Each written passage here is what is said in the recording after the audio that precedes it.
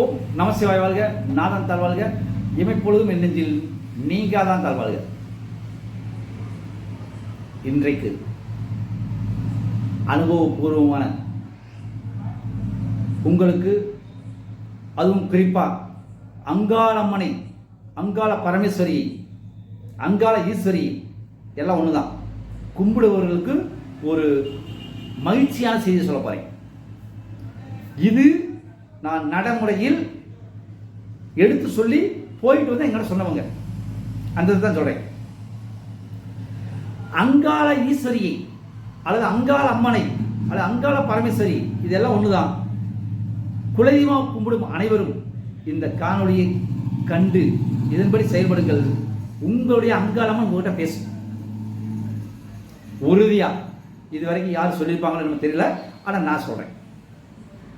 நான் சொல்றது கூட அனுபவம், உண்மை, நடந்தது, பயனடைந்தவர்கள் என்னிடம் சொல்லியது. அப்போ எங்கிட்ட ஜாதகம் பார்க்க வர்றவங்க சொல்லுவாங்க, இந்த மாதிரி எங்கள் குலதெய்வம் அங்காளம்மன்பாங்க. அங்காளம்மன் அப்படிங்கிறது ஒரே இடத்துல இருக்குது.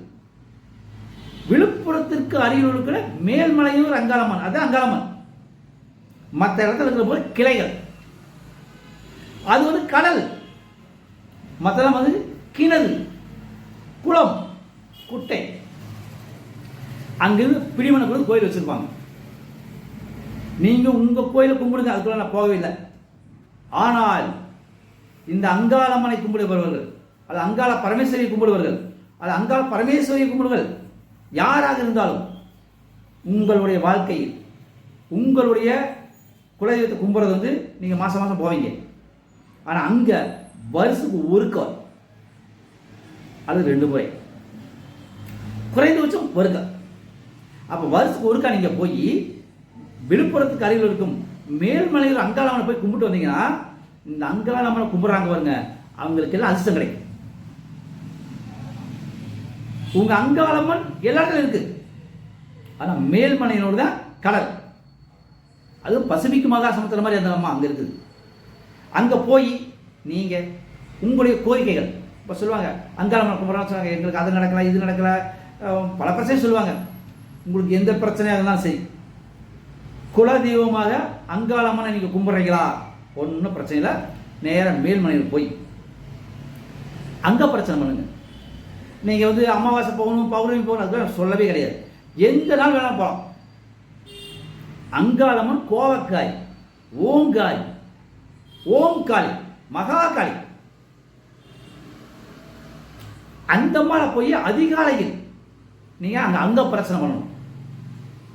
ஆத்தா, இது வரைக்கும் உங்க ஜன்னதிக்கு நான் வரல, இப்பதான் பழனியிலிருந்து அரங்கனான்னு சொல்லியிருக்கேன், நான் வர்றேன், நான் வந்தா என்னை மன்னிச்சுக்க, இது வரைக்கும் வராதுக்கு நான் உருவனை போறேன், என்னை நீ ஏத்துக்க அப்படின்னு சொல்லிட்டு கணவன் மனைவியா அல்லது அப்பா அம்மா அல்லது கல்யாணம் ஆனவங்க யாராக இருந்தாலும் கணவன் மனைவியா சேர்ந்து ஒருத்தர் கணவன் உறுதனம் போடணும், அப்புறம் மனைவி உறுதனம் போடணும். பிள்ளைகளுக்கு காரியம் நடக்கணுமா, பிள்ளைகள் உறுதனம் போடலாம். அங்க பிரதர்சனம், இப்போ பிள்ளை கல்யாணம் நடக்கணும், அங்க போய் அங்க பிரச்சனை பண்ணுங்க. பையனுக்கு கல்யாணம் நடக்க அங்க போய் அங்க பிரச்சனை பண்ண சொல்லுங்க. குழந்தை கிடைக்கணும், அங்க போய் அங்க பிரச்சனை பண்ண சொல்லுங்க. சாமியை கும்பிட்டுட்டு அப்புறம் அப்படியே வந்து மாலை வாங்கி அந்த மாலை போடணும். நிலமாலையாக தான் போடணும். 2 சைடு குஞ்சு வச்ச மாதிரி இருக்கும், தொங்குற மாலை மாலை, நிலமாலை, ஆண்டாள் மாலைன்னு சொல்லுவோம். அந்த மாலைக்கு ஒரு மாலைக்கு அந்த மாதிரி போட்டு உங்களுடைய கோரிக்கையை சொல்லி அங்கே குறைஞ்சது ஒரு அரை மணி நேரம் உட்காந்து அழுதாலும் சரி, புலம்புனாலும் சரி, கண்ணீர் விட்டாலும் சரி, கதறினாலும் சரி, வேடிட்டு வாங்க. உங்க கண்ணீருக்கு விடை கிடைக்கும்,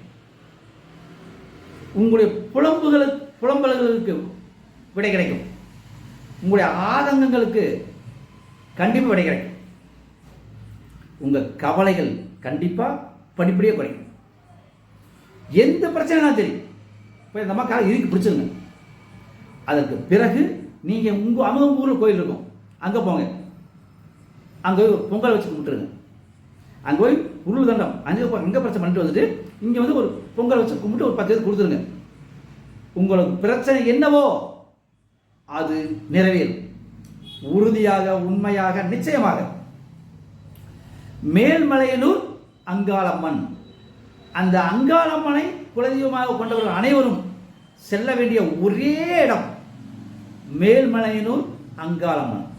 மேல்மலையனூர் அங்காளம்மனை நீங்கள் வழிபட்டால் அங்காளம்மனுடைய பூர்ண அனுகிரகம் உங்களுக்கு கிடைக்கும்.